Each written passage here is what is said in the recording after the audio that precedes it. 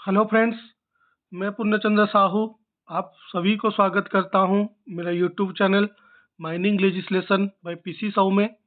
दोस्तों, आज का जो ये एमसीक्यू सेट है ये स्पेशली एमएमआर 1961 से ही इसमें एमसीक्यूज हैं। तो जैसे आप जानते हैं कि एमएमआर सभी एग्ज़ाम के लिए बहुत ही इम्पोर्टेंट है। जितना भी हमारा ब्लास्टर हो या फिर माइनिंग मेट एग्ज़ाम हो, फोरमैन से लेके सेकंड क्लास फर्स्ट क्लास, तो एमएमआर तो सबके लिए कॉमन है। तो जो लोग जो भी एग्ज़ाम आप तैयारी कर रहे हैं मेटल माइंस का, आप ज़रूर वीडियो को एंड तक देखें और इसमें डिस्कस किए गए जितने भी क्वेश्चंस होंगे उस सबको आप लोग अच्छे से हम लोग एनालाइज करेंगे और इसका सही आंसर पता करने की कोशिश करेंगे। तो शुरू करते हैं आज का वीडियो। फर्स्ट क्वेश्चन की तरफ बढ़ते हैं। A copy of Form 6 shall be displayed within dash days in the notice board for a minimum period of dash days। ये बोल रहा है कि जो फॉर्म 6 होता है, अच्छा फॉर्म 6 किस लिए यूज होता है? आप जानते हैं कि जब भी डीजीएमएस का इंस्पेक्शन होता है माइंस में, तो इंस्पेक्शन के दौरान जो भी कंट्रावेंशन इंस्पेक्टर चाहे वो सीआईएम हो या आरआईएम हो, जो भी उनका ऑब्जर्वेशन रहता है, जो भी कंट्रावेंशन को वो ऑब्जर्व करते हैं, तो फॉर्म 6 में लिखित रूप में वो देखे जाते हैं। ठीक है, तो वो जो फॉर्म 6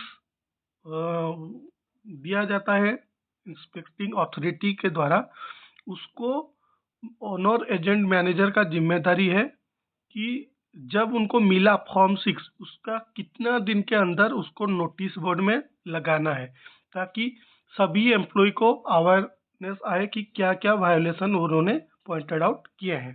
तो तो क्वेश्चन वही पूछ रहा है कि कितने दिन के अंदर ये डिस्प्ले होगा नोटिस बोर्ड में और कितने दिन तक, मिनिमम कितना दिन तक वो नोटिस बोर्ड में रहेगा। ऐसा नहीं कि चिपका दिए आज फिर 2 दिन बाद उसको निकाल दिए, तो इस ऐसा नहीं।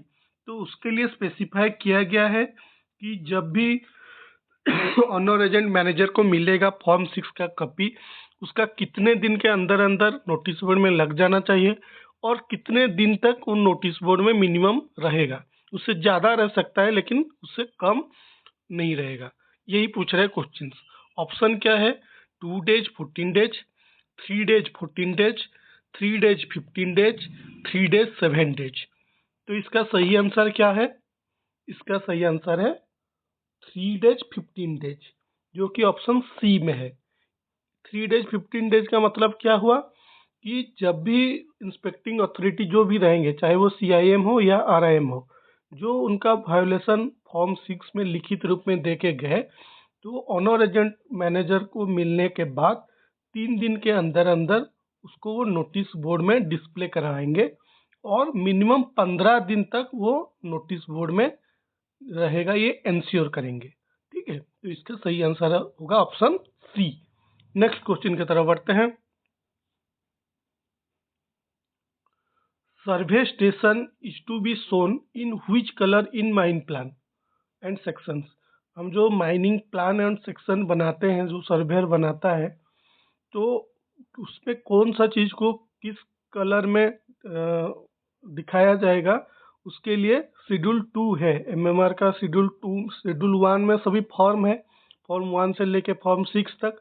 और जो हमारा सेकंड शेड्यूल है, सेकंड शेड्यूल में वो सब कन्वेंशन दिया गया है कि ये चीज़ को इस कलर में, और उसका पिक्टोरियल डायग्राम भी, उसका डायग्राम कैसे होगा वो भी दिया गया है कि कैसे दिखाना है और कौन सा कलर में दिखाना है। तो उसी से ये सवाल है कि जो सर्वे स्टेशन को कौन सा कलर में दिखाया जाता है। ऑप्शंस क्या है? Red, green, blue, black.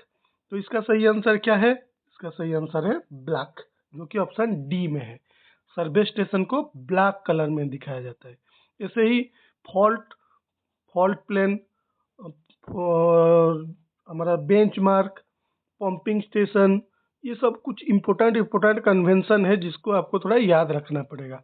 सबको तो याद रखना पड़ेगा, लेकिन वो जो सेकंड शेड्यूल में से कुछ ऐसे गिने चुने 10-15 है जिसको रिपीटेडली एग्जाम में आते हैं, और वो मतलब ऐसा नहीं कि आपको याद रखने में कोई दिक्कत होगा, बहुत इजी इजी है, और 3-4 कलर ही है। आपको ग्रुपिंग कर देना है कि रेड में क्या क्या चीज़ दिखाना है, जैसे सब्सिडेंस हो गया, ये सबको रेड में दिखाया जाता है, ठीक है। तो ब्लैक में क्या क्या चीज़ को दिखाया जाता है, ऐसे ग्रुपिंग करके आप उसको पढ़ सकते हैं। तो वो मतलब रट्टा मारने का ज़रूरत नहीं, वो एक बार आप नज़र डाल देंगे ना तो आपको याद हो जाएगा।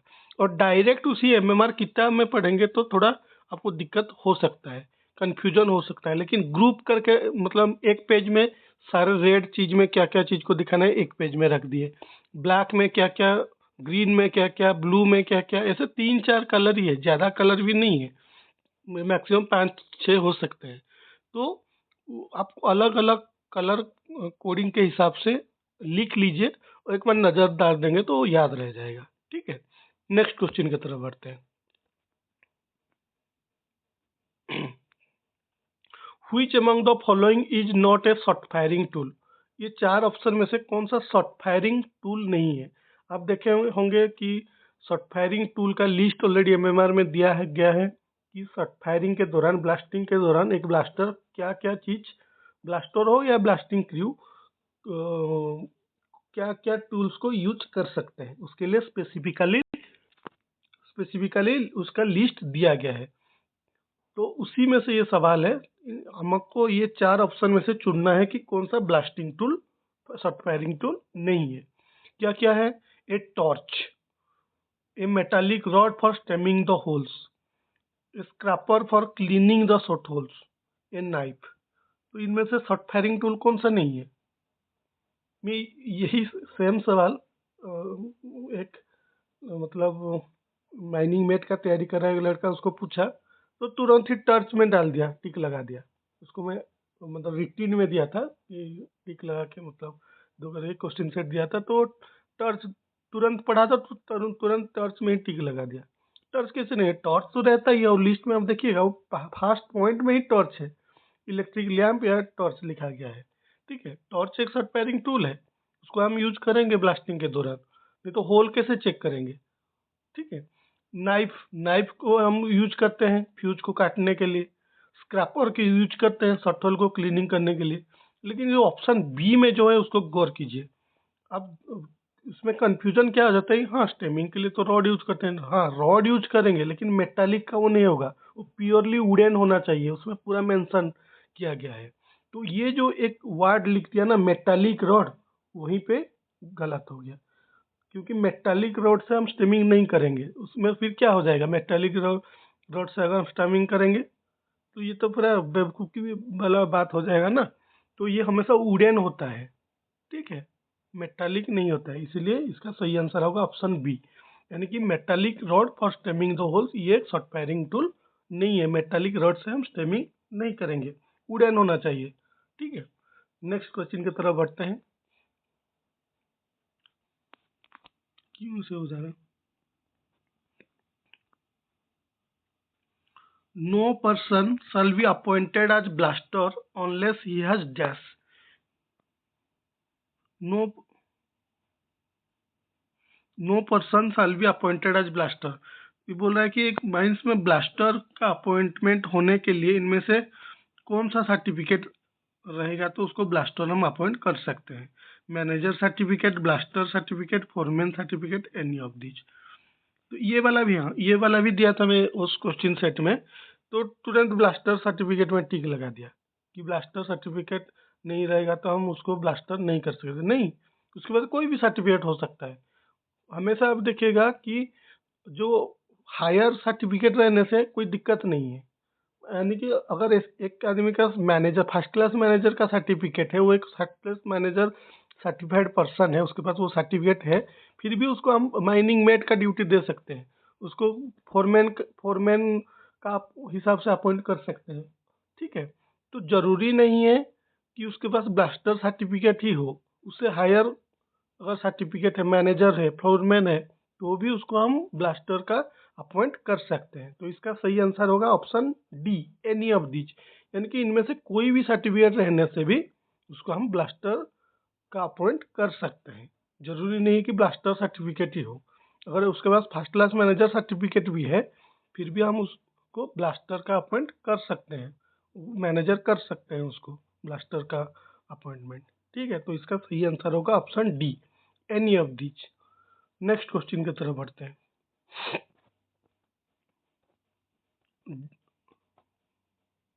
Dash means any place in a mine to which any person has lawful access. ये तो डायरेक्ट क्वेश्चन है, हमारा जो रेगुलेशन 2 में डेफिनेशन दिया गया है उसी में से क्वेश्चन है। Dash means any place in a mine to which any person has lawful access. तो इसका सही आंसर है ऑप्शन बी, वर्किंग प्लेस। एक वर्किंग प्लेस का मतलब होता है माइंस में कि जिस जिस एरिया को भी कोई भी आदमी एंट्री कर सकता है, उसके लिए मतलब वो क्या वो उसको बोलते हैं, लॉफुल का एग्जैक्ट हिंदी तो मेरे को मालूम नहीं है, यानी कि वो लॉफुल है, वो उसको उसमें कुछ गलत कुछ नहीं है। जो वर्किंग प्लेस को कोई भी आदमी एंट्री कर सकता है, वर्किंग प्लेस वो डेफिनेशन में ही दिया है। ठीक है, अब देखिएगा लास्ट वाला हमारे का जो रेगुलेशन 2 में जो डेफिनेशन दिया गया है उसका लास्ट आखिरी के आसपास है वर्किंग प्लेस। ठीक है, नेक्स्ट क्वेश्चन की तरफ बढ़ते हैं।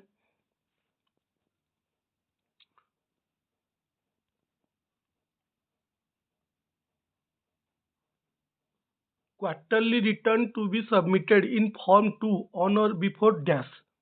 मतलब जो हम क्वार्टरली रिटर्न भेजते हैं रेगुलेशन 4 में है, तो वो फॉर्म 2 में भेजते हैं हम, तो कब तक भेजना है इसको?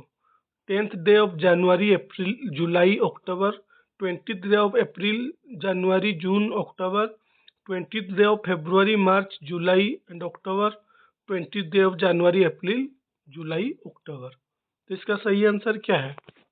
इसका सही आंसर है ऑप्शन डी, जनवरी, अप्रैल, जुलाई और अक्टूबर महीना का 20 दिन के अंदर अंदर, 20 तारीख के अंदर अंदर हमको क्वार्टरली रिटर्न भेजना पड़ेगा। ठीक है, 20th day of January, April, July and October. Next question की तरफ बढ़ते हैं। ओनर, एजेंट और manager shall submit annual return in form 3 to dash. Form 3 में जो एनुअल रिटर्न सबमिट करते हैं वो किसको भेजा जाता है, वही पूछ रहे हैं। CIM only, CIM and RIM, CIM DM and RIM, CIM and DM। तो इसका सही आंसर है क्या? ये भी डायरेक्ट क्वेश्चन है।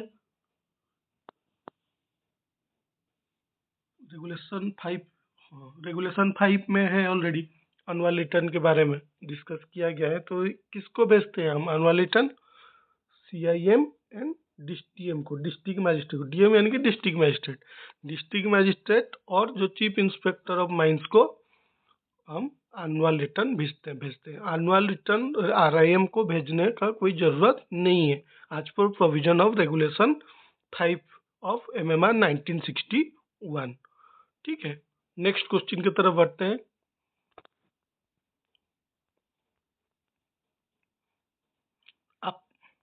Appointment of agent is discussed in which regulation. जो एजेंट का अपॉइंटमेंट होता है कौन सा रेगुलेशन में डिस्कस किया गया है? Regulation 7, regulation 8, regulation 8A, regulation 9। इसका सही आंसर क्या है? इसका सही आंसर है रेगुलेशन 8A, जो कि ऑप्शन सी में है। एजेंट का जो अपॉइंटमेंट होता है रेगुलेशन 8A के तहत होता है। ठीक है, नेक्स्ट क्वेश्चन की तरफ बढ़ते हैं। MMR में सब कुछ डायरेक्ट, MMR हो गया और माइन रूल में सब डायरेक्ट क्वेश्चन ही है, उसमें उतना कुछ मतलब ये नहीं है ज़्यादा।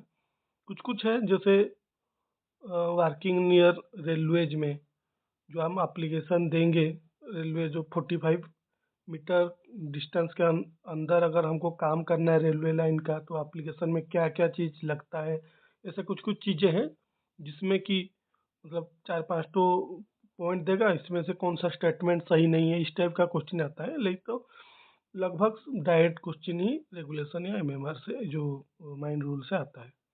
ठीक है, no person shall be admitted as a candidate at any examination held by board of mining examination. Unless he is dash of age. ये बोल रहा है कि कोई भी एग्जाम जो board of mining examination conduct करता है, बोर्ड ऑफ माइनिंग एग्जामिनेशन का कोई भी एग्जाम में बैठने के लिए जो कैंडिडेट का मिनिमम एज कितना होना चाहिए, 20, 18, 21, 23। एज में कभी कभी कंफ्यूजन हो जाता है, जैसे कॉम्पिटेंट पर्सन का एज कितना होगा, board of mining examination candidate का एज कितना होगा, इंजीनियर का एज कितना होगा, सर्वेयर का कितना होगा, मैनेजर का कितना होगा, इसमें कंफ्यूजन हो जाता है। तो आप थोड़ा इसको ध्यान दीजिएगा, ठीक है। तो एग्जाम देने के लिए मिनिमम एज जो प्रेस्क्राइब किया गया है वो है 20, जो कि ऑप्शन ए में है। मिनिमम 20 एज होने से ही आप बोर्ड ऑफ माइनिंग एग्जाम का किसी भी एग्जाम को अटेम्प्ट कर पाएंगे, ठीक है। आप एलिजिबल हो पाएंगे, मिनिमम एज होना चाहिए 20 ईयर्स, ठीक है। नेक्स्ट क्वेश्चन की तरफ बढ़ते हैं। Which among the following is not a duty of a blaster? Blaster का ड्यूटी प्रेस्क्राइब किया गया है, ड्यूटीज ऑफ ब्लास्टर। इनमें से कौन सा ड्यूटी ब्लास्टर का नहीं है? ऑप्शंस क्या क्या है? Not hand over any explosive to any unauthorised person, be present when shots are being charged, charging के समय में रहेगा, शाल फायर द शॉट, खुद शॉट को फायर करेगा, carrying out duty as per provision of regulation 47 of MMR 1961। तो इसका सही आंसर क्या है? मतलब इनमें से कौन सा मतलब ब्लास्टर का ड्यूटी नहीं है? तो इसका सही आंसर है ऑप्शन डी। ऑप्शन डी क्यों होगा? क्योंकि जो ब्लास्टर अपना ड्यूटी करेगा रेगुलेशन 48 के तहत करेगा, क्योंकि ब्लास्टर का जो ड्यूटी है रेगुलेशन 48 में प्रेस्क्राइब किया गया है, 47 में माइनिंग मेट का ड्यूटी प्रेस्क्राइब किया गया है। तो 47 के हिसाब से वो काम कैसे करेगा? वो 48 के हिसाब से करेगा ना। तो इसीलिए इसका सही आंसर ऑप्शन डी होगा। इसमें गलत लिखा गया है ये जो 47, तो इसी को ही हमको आइडेंटिफाई करना है, ठीक है, कि कौन सा काम ब्लास्टर नहीं करेगा। 47 के हिसाब से वो काम नहीं करेगा, उसका 48 में उसका ड्यूटी प्रेस्क्राइब किया गया है, ठीक है। तो इसका सही आंसर होगा ऑप्शन डी। नेक्स्ट क्वेश्चन की तरफ बढ़ते हैं। अच्छा, ये लास्ट क्वेश्चन था। तो ये था कुछ इंपॉर्टेंट प्रोबेबल क्वेश्चंस MMR से। तो इसी टाइप का माइंड रूल का भी, एक्ट का भी बीच बीच में मैं अपलोड करता हूँ। तो आप लोग ज़रूर इस टाइप का वीडियो को देखें, ये आपको रिवीजन के लिए काफ़ी मदद करेगा। और किस टाइप का वीडियो आप चाहते हैं, कौन सा टॉपिक के ऊपर चाहते हैं स्पेसिफिकली, अगर आप कमेंट बॉक्स में लिखेंगे तो उसी टाइप का वीडियो भी अपलोड होता रहेगा। तो चैनल के साथ जरूर जुड़े रहिए और बेल आइकन को भी प्रेस करने के साथ साथ अपना फ्रेंड सर्कल में भी वीडियो को शेयर कीजिए। आज के लिए इतना ही, फिर मिलते हैं एक नया वीडियो में। धन्यवाद।